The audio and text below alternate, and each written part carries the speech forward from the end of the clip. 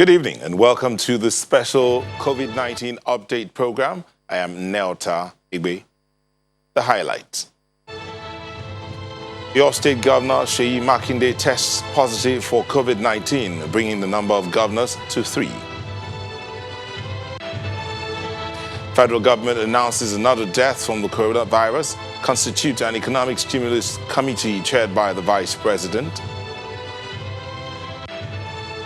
And the Israeli Prime Minister Benjamin Netanyahu in self-isolation for COVID-19 as aide tests positive.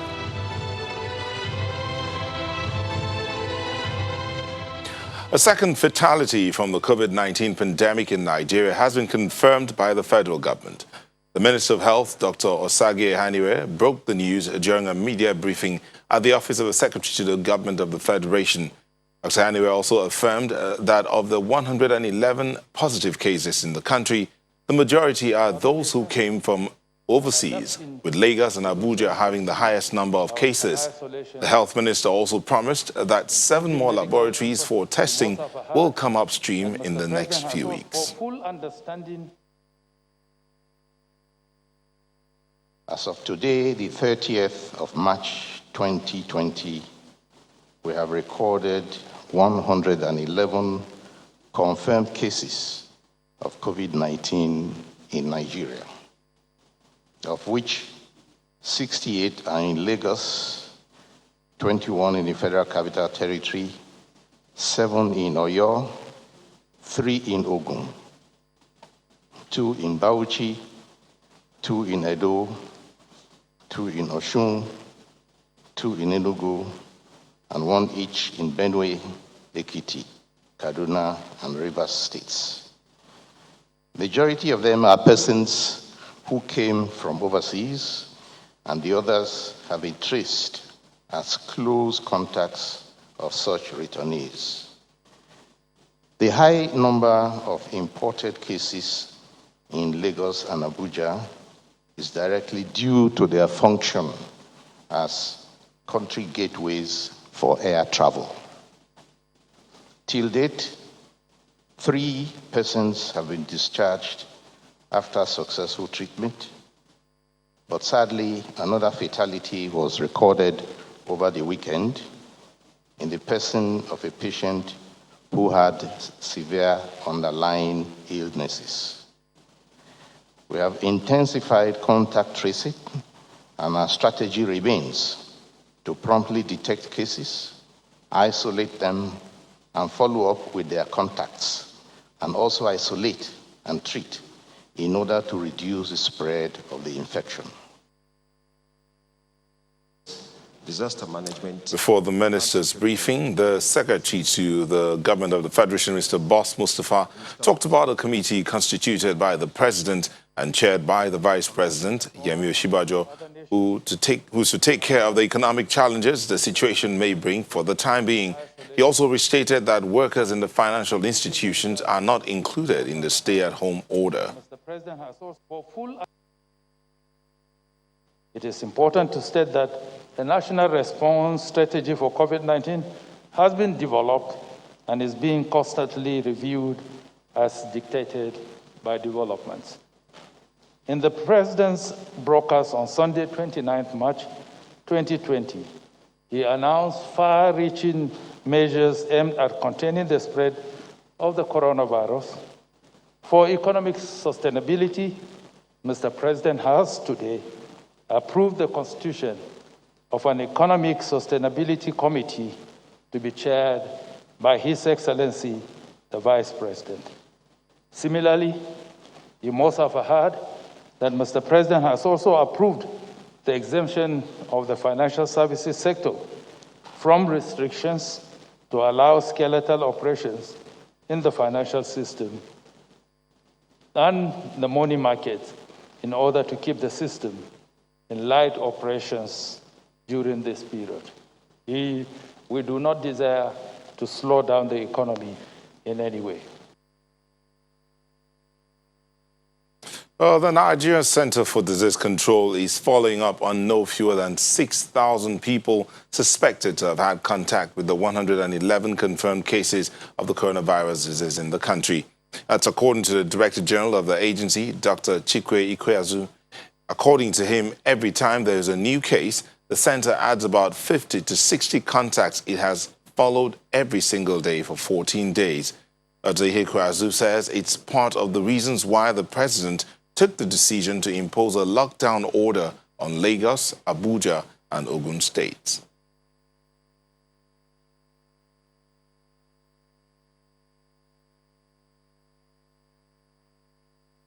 The principles of care, really, for COVID-19 is to maintain respiratory function as the body recovers. Now, you would have seen and noticed that most of our cases so far have been mild to moderate. We've been fairly lucky not to have had too many severe cases. We unfortunately have had one fatality. Our target is to get out results in 12 hours. We're not there yet for every result. We get many of them out in 12 hours, but we're not there yet because what we can do is sometimes there's a positive, it's borderline, we make a decision to repeat. So we have released a new case definition yesterday, defining exactly who needs to be tested. We will apply this strictly so that as long as we don't have the number of tests that we need, which is the reality at the moment, we're working very hard to increase that. But as long as we have these limitations, we have to focus on those who need it the most. At the same time, work very hard to increase the capacity of our testing, which is what we're doing day and night, and we're really assuring Nigerians through different pathways. There are new test technologies that have just been approved. We've already started the procurement process for that. They should be in the country in the next couple of weeks. So that will then that will really radically increase the throughput that we can have for testing. We're following over 6,000 contacts of these 111 confirmed cases across these two cities. Every time we have a new case, we add about 50 to 60 contacts that we then have to follow every single day for 14 days. If we can't do this, if we don't have access to these cases. So this is really one of the reasons, just one of the reasons why Mr. President took this very difficult decision. And it's not just to stop movement. It is to enable us and our teams, the Lagos State team, FCT team, reach their contacts, keep them at home, make sure they're supported, and see whether we can really use this time to buy some time to get ahead of the cases. This is Channels Television's breaking news. News just reaching us has it that the Nigerian Center for Disease Control, NCDC, has just confirmed 20 new cases of COVID-19 in Nigeria. There are 13 in Lagos, 4 in the FCT, 2 in Kaduna, and 1 in Oyo State. As at 9 p.m. on the 30th of March, there are 31 in total confirmed cases of COVID-19 reported in Nigeria, with 2 deaths. In the meantime, there's a new addition to the list of prominent Nigerians who have tested positive for the coronavirus. This latest addition is the Oyo State Governor, Mr. Seyi Makinde, who announced a while ago that he has tested positive for the virus. The governor made the confirmation via his Twitter handle, stating that he is asymptomatic and that he will continue to self-isolate. Governor Makinde also asked residents of the state to comply with directives aimed at curbing the coronavirus in the state, while the former Chief Medical Director of the University College Ibadan, Professor Temitope Alonge, will take over as the head of the Oyo State COVID-19 Task Force. Mr. Seyi Makinde is the third governor to have tested positive for the disease after Bala Mohammed and Nasir El-Rufai of Bauchi and Kaduna states, respectively. The Nigerian Center for Disease Control had earlier announced 4 new confirmed cases in Oyo State. And in Ogun State, the state will not begin the lockdown ordered by the president until Friday, April the 3rd, when the state government would have been fully prepared with the needed palliatives. The state governor, Mr. Dakwa Abiodun, mentioned this today during the launch of a 129-bed isolation center in Ikene area of the state.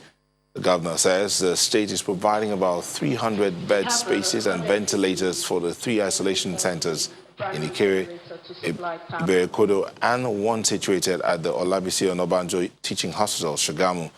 Ogun State has recorded only 3 confirmed cases of the COVID-19.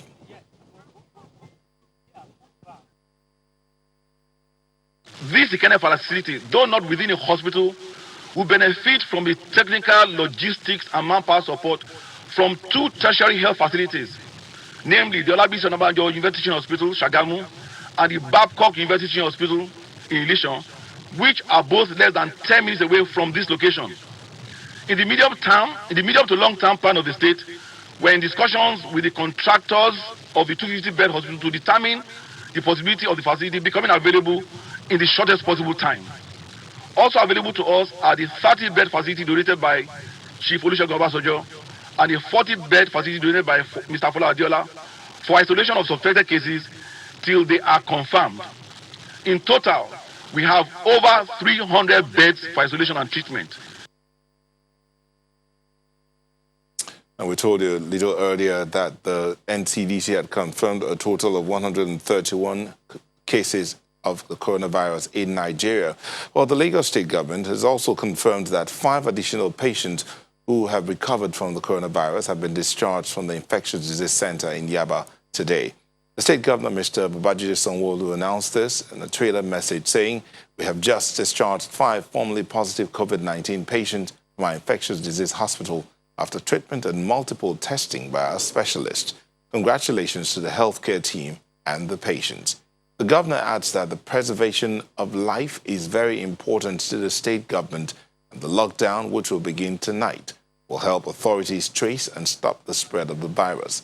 Governor Sanwo-Olu adds that the state government has increased capacity at all levels as he assures Lagosians that no matter what happens in the days ahead, we can all beat the deadly disease together.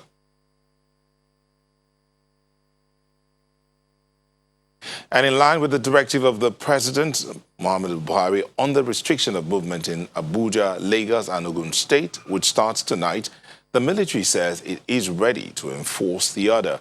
The acting spokesperson of the Directorate of Defense and Media Operations, Major General John Enenche, who addressed a news conference in Abuja, stressed the need for members of the public to adhere to the order, which is aimed at curtailing the spread of the coronavirus.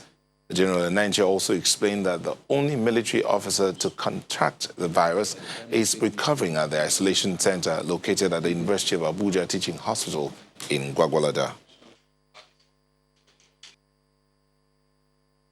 The Armed Forces of Nigeria is to implement all restrictions on movement in line with the federal government of Nigeria. And for the avoidance of doubt, I want to state here that this includes the presidential directive given by the President Commander-in-Chief during his address to the nation on the COVID-19 pandemic yesterday, 29 March 2020. On this note, I wish to express that the High Command of the Nigerian military hereby solicit for the support of the general public in this trying period of the fight against COVID-19. And this can only be achieved by adhering to all the medical and administrative guidelines being provided by government at all levels. A committee headed by the Chief of Defense Training and Operations in the person of Major General Irabo is in place, interfacing with all relevant ministries, departments, and agencies of the federal government of Nigeria managing the COVID-19 pandemic.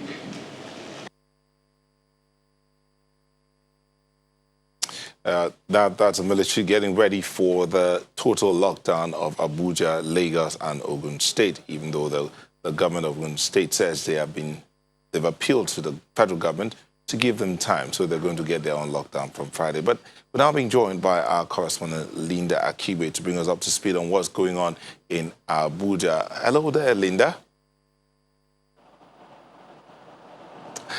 Good to have you join us there. So, Linda, what's going on in Abuja? What can you tell us?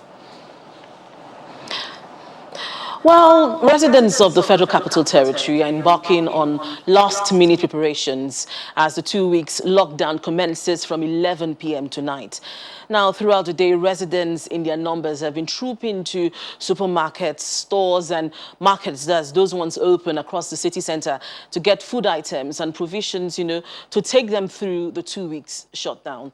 Now, even petrol stations have not been spared. We've seen long queues at petrol stations, and it appears that, this time FCT residents will take this shutdown seriously, as opposed to the previous directive on shutting down non-essential services and businesses and ban on large gatherings.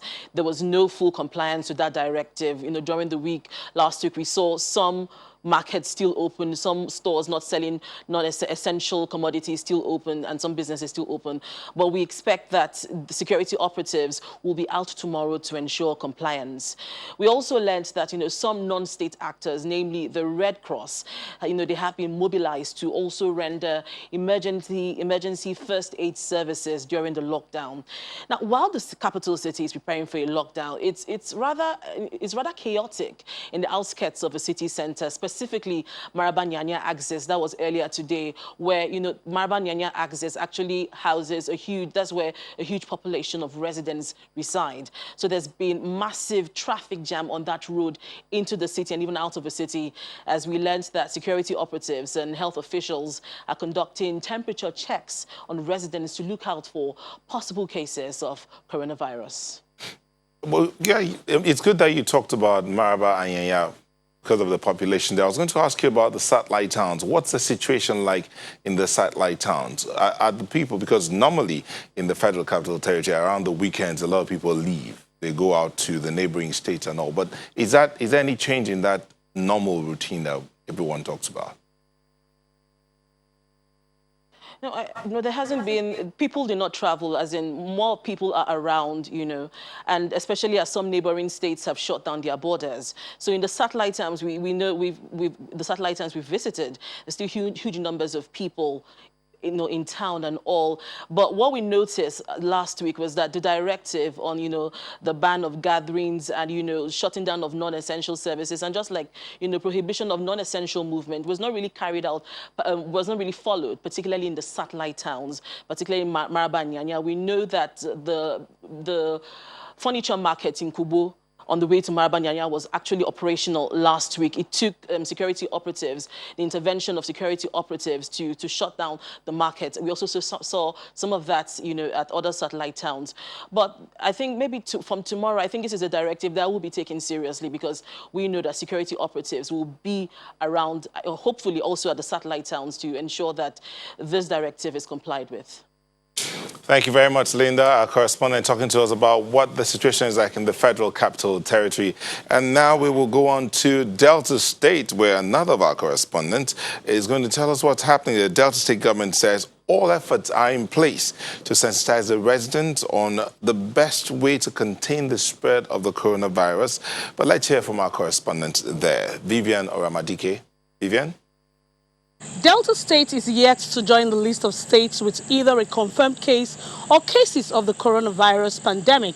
And the state government says it is working hard to prevent the spread of the virus into the state. Governor Ifeanyi Okowa, on 3 occasions in a state broadcast, announced measures aimed at preventing the spread of the virus, including the shutting down of schools, asking civil servants from grade level 1 to 12 to work from home. Most of the supermarkets and malls we visited today observed this simple but effective rule, letting not more than 15 people at a time. The state government says it has set up various isolation centers across the state in an event of an outbreak. With me here is the Delta State Commissioner for Information, Charles Aniago, to shed more light on the state of preparedness. Thank you, sir. Thank you very much. So please talk to us on how prepared the state government is should this virus hit Delta State. First, we give glory to God for making it possible for us to have a clean slate at this moment. And in spite of that, we have also taken steps with a view to ensuring that the virus does not come near us. And what are those steps? We have been able to sensitize our people, and we are hoping that as we make progress, that we're able to keep it that way. But beyond that, we have also been able to put in place solutions in case it comes. One, we have at the moment 4 isolation centers, one at the Federal Medical Center in Asaba, built and equipped by the state government, another one at the Central Hospital here in Asaba as well, another one at the Central Senatorial District in Owara, to be specific, and another one being put together in Warri. We are hoping that in the event of any outbreak of the pandemic, that we'll be able to take advantage of these 4 different centers. But what is also quite instructive is that we have dedicated 19 ventilators. And if you do know that there are a number of states that don't even have one. But even as we have been able to take these steps, we are hoping and praying that it does not come. We've just heard from the state governments, and hopefully, if Deltans adhere strictly to these instructions laid down by the state government, it might be difficult for this virus to hit the states. From Asaba, Vivian Oramadike. And when we return in a moment, we will be speaking with the founder of the Center for Value in Leadership, Professor Pat Utomi. Do stay with us.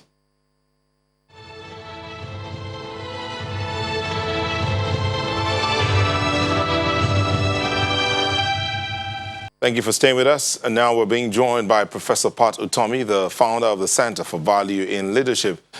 Thank you for joining us, Professor Utomi. Now, looking at how the pandemic has been managed at the federal and state levels, are you satisfied? Well, I think what is important is that there is a collective effort to take care of this huge challenge for all of us, how we all work together. Obviously, we won't get to perfection, but we'll all have to pitch in to ensure that we get things done better. As a group of civil society organizations that we have put together, was discussing earlier today, the most critical thing is creating an information. This is first, more importantly, an information management issue before it is a health management issue. We need to get information all the way down to the base of this pyramid about what this challenge really is. The effort is going on fairly well, but not enough. There's still many skeptics. There's still people who think this is a disease of politicians or rich people or whatever. And I think that if we can develop a system for ensuring that everybody really recognizes the nature of the scourge and what they have to do, I think it's okay to have the advertisements that talk about social distance, very, very important. It's okay to let people stay at home, but people have to realize why they are doing it. There's still many parts of the country where this is not so felt. And there's policy that is heterogenic, really. There's some policy that's doing more damage than the... I'll give you 1 or 2 examples. If you look at the decision to close the borders in 1 or 2 of the states, and people mass up at the border, and suddenly they can't go across. There was no proper planning, no adequate notice, and suddenly you have thousands of people massed at the border. Now that is so dangerous for what we're trying to fight, because the spread can just, completely go ballistic from there. Now, if you think of also, if the way things are, if I may come in here, Prof, the way things are, there are those who would think that each state they're more interested in let's stop the spread, let's take immediate action before we now begin to sit down and look at it. Is it that nobody saw this coming? That's why it's very painful, because we were very fortunate. We got plenty of notice. The moment it began to spread in China, should have known that ultimately it would get here, and we should have had a plan in place. We should have been ready to go. But let's forget about yesterday, because it wouldn't do too much good for what we need to deal with. Let's look at what we can do now that we are waking up to the nature of this challenge. So if you look at law enforcement that's trying to help enforce this in many states, they're doing the very wrong things. I had to call when I saw the reports a couple of days ago. The policemen were trying to show how hard they were working, stopping people. And they were talking right into the faces of drivers and the passengers. I had to call the state and say, look, this is the worst thing you want to do. And I had to then do a podcast to, circulate and get people to begin to understand that we're doing more damage. And worse still, law enforcement in the traditional way is going around bullying people, in fact, extorting from people in the name of enforcing this. We must stop that. We must educate our friends in the police to realize that this is a national emergency. It is not business as usual. Prof, how can we begin to get to that point where we educate? You talked about a coalition of civil society. You think the best positioned to handle the information sharing and education process? In many ways, you can build up the ideas and you have avenues for implementing. I give you one example of part of what we discussed this afternoon. We said that we have to treat this almost like you treat network marketing. You have to get a number of people who must all, every day, give accurate information. We've tried to produce some. From CVL, we've produced some material. I talked about the podcast that I did on Friday, and we're trying to circulate that as much as possible. Trying to give the nature of this. This virus needs another human being to continue to thrive. If there's not a human being that it can jump on, it will disintegrate. It cannot, then continue to do the damage. So the more that we're away from other people, the more it can go away quickly, if you want to put it that way. I've been reminded that it is not a living organism, so we can't say die as such. But I think for colloquial use, die is the language to use. We have to get that virus to die.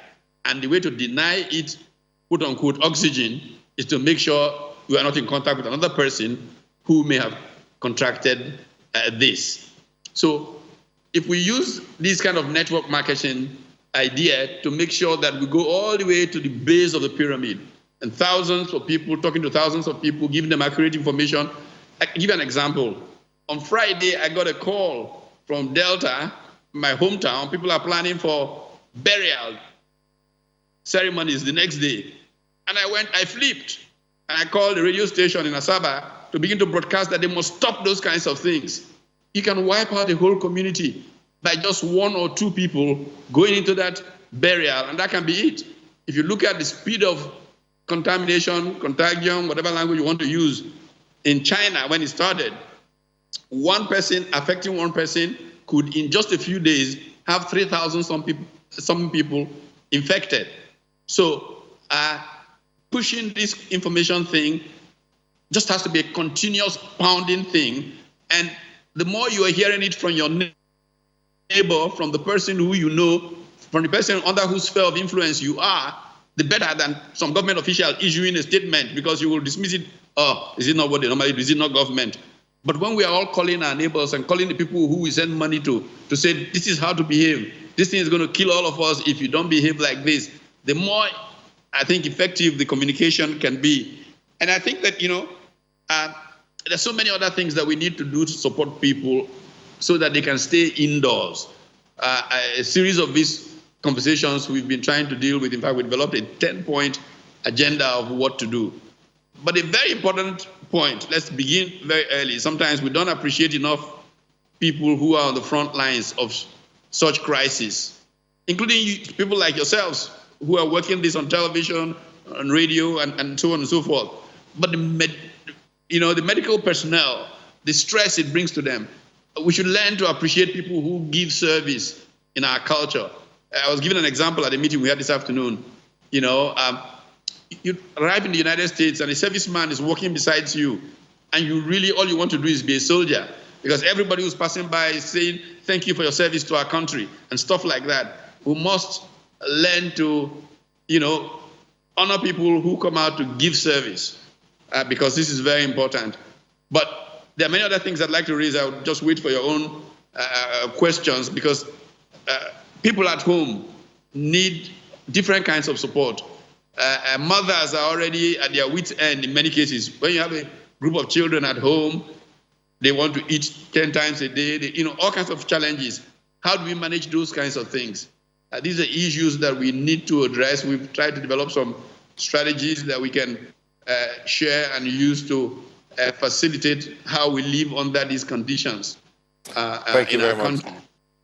Prof, I want to thank you so much for spending this few moments with us and for sharing your ideas. I'm sure a lot of people will be reaching out to get this information and how to spend this moment of self-isolation. Thank you very much, Professor Pat Utomi, founder of the Center for Value and Leadership.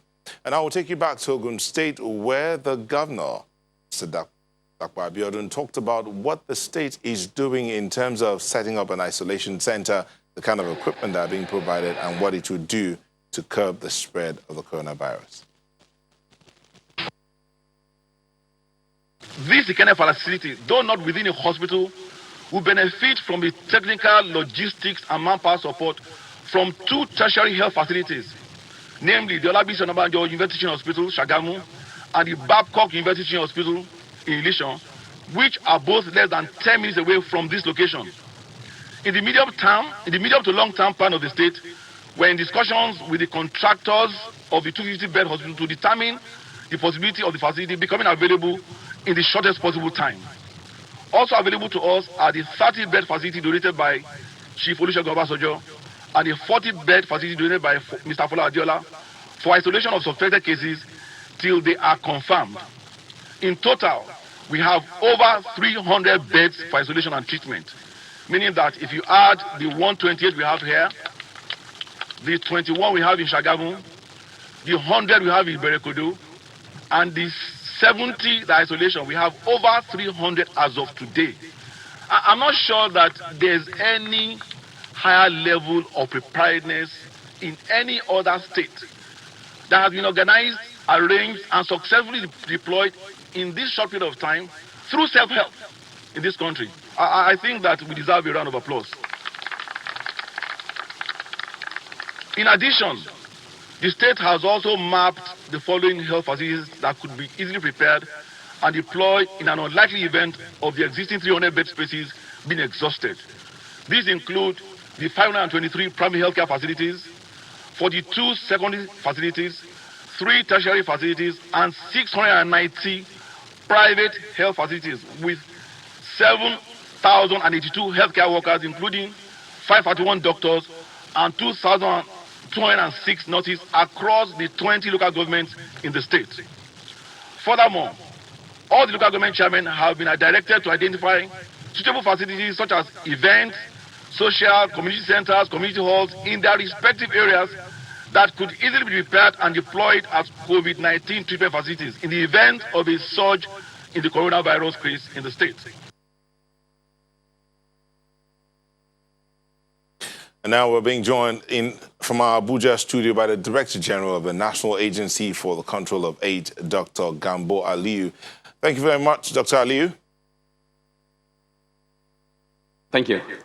Now, let's just hit the nail on the head. What does the coronavirus mean for people living with HIV/AIDS? What is obvious right now is that people who have strong immune system fight this virus very well. And those who have weak immune system may end up having serious consequences. What we are calling for people living with HIV/AIDS to do is to stay at home, observe social distancing if they have to mingle, and ensure they improve personal hygiene by washing hands frequently. This is very important, and the most critical important thing we want them to do is to ensure they have HIV medication that will last them for at least 1 month at this period of time. We have HIV medications all over the country in our various centers. They can go right now if their stock of drug is less than that 1 month to get it refilled so that they comfortably stay at home until the period people are allowed to be out. Okay, you mentioned something about the fact that it is worse for those who are living with HIV/AIDS when they contract the coronavirus. I was going to ask you what's the difference between the two of them, but obviously both of them are attacking the immune system. So let's go to and look at what happens if the person that is living with HIV/AIDS contacts the coronavirus or becomes positive. So at the moment, there is no evidence that people who have HIV/AIDS in all these countries where we are seeing devastating consequences are suffering more than other people. And perhaps probably it may not be unconnected with people adherence to medication and getting their drugs as and when due and making sure they take their medication in time. And that is what we are asking people in Nigeria living with HIV/AIDS to do. This is the time to ensure that drugs taking is as frequent as is required. This is the time to make sure that they are close to their medication, because what the virus do, what HIV does, is to weaken the immune system and to destroy it. And here you have a virus that live very well in individuals who have weak immune system or destroyed immune system or immune system that is not very strong to fight it. So it is logical for people who living with HIV to realize that if there is anybody that is vulnerable, it should be someone who has a virus in him that weaken the immune system. And the one remedy they have now at their hand is to also fight the virus that is within them. And the way to fight this virus is to get this drug and make sure they take this medication. Those of them who have dropped out of medication, it is now time for them to rush back to the various centers where they receive this medication to make sure that they get back on treatment and they keep this drug with them and ensure that they take this drug regularly. If there are people, relatives that are with them, living with them, the relatives should ensure that they take their medication and they take those medications regularly. This is the time to make sure they fight the HIV in them so that the HIV doesn't continue to fight their immune system. They maintain strong and robust immune system. They eat healthy and they look healthy so that they stay away from this virus. And the best way to stay away from this virus is to remain at your homes. If you must mingle, please make sure you keep social distancing for at least 2 meters away. And once they discover or they realize certain funny symptoms that are suspicious or suggestive of coronavirus infection, they should quickly notify the relevant authorities by calling NCDC toll-free line. They can also call people network of people living with HIV/AIDS to complain, who can connect. They can as well call some of us that they have our contact directly. Okay, but let me ask about the question of personnel, considering the fact that right now most of the medical personnel available are focused on curbing the spread of the coronavirus or taking care of those who might have, in one way or the other, contacted it. Do you have enough personnel to administer medication to people living with HIV? You've said they should come to your offices and they have these drugs available. Do you have the personnel? Yes, we do have enough personnel in various hospitals and various clinics where these drugs are given. The patients living with HIV/AIDS know these personnel. They know these clinics. They know where to find them, and they know how to call to make appointments at those clinics where they are collecting this drug. So they know their doctors very well. They know their healthcare providers very well. But generally, what we should do to help healthcare providers that are in the front line now, helping to prevent community spread of coronavirus, is to stay in our homes. When we stay in our homes, we stay away from the virus. And when we maintain our self-distancing, when we maintain a self-distancing of 2 meters or more, it also reduces the risk of person-to-person transmission. And also within community, also it prevents the risk of community spread. So this is what people should key into, especially people living with HIV/AIDS. And this is the best way to help our health personnel that are in the front line, that are out there in our various hospitals and clinics, waiting for patients that need help for coronavirus. We want to pray and make sure that they don't see much of these patients that will be trooping into our clinics or our hospitals needing help. So far, so good from the news we're seeing as far as the cases in Nigeria are concerned. But this disease, the way we're seeing, is the disease that, with slight congregation and, refusing to adhere to the advices medical personnel are given, things can go out of hand. And that is why we are calling on people living with HIV/AIDS to please be cautious and live safe and keep safe and live healthy. I thank you very much, Dr. Gambo Aliyu, Director General of the National Agency for the Control of AIDS. Thank you very much for sharing your thoughts with us this evening.